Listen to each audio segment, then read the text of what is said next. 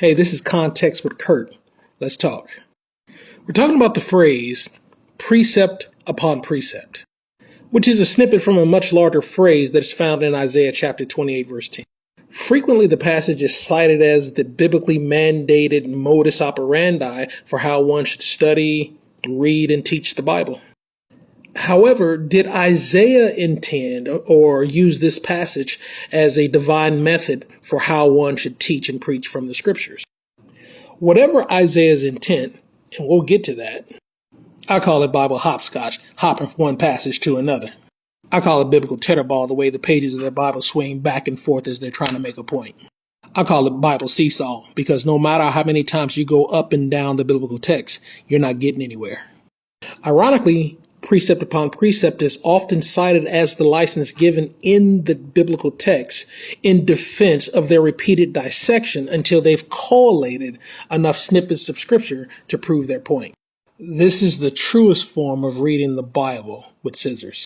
Theologically, this is what we call proof texting. While this method may support our personal agendas, presupposition, or even our biases, often the resulting combination of these scriptures frequently, did I say it right, do not reflect the original intent of the biblical authors.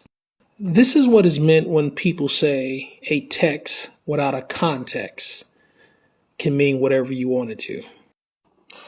Here's the actual passage found in the King James Version, Isaiah 28 and 10. Pause to read.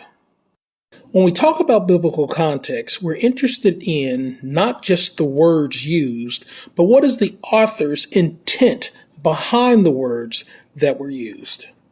If we want to understand the full context of Isaiah 28, we need to read the previous 27 chapters and study those as well. But this video is not that long. So in 28:1, we actually find Isaiah delivering one of 6 woes or judgments on the nation of Israel. He starts in 28 with the northern territories here called Ephraim. Again, pause to read. He starts by telling Ephraim that they are overfed and drunkards.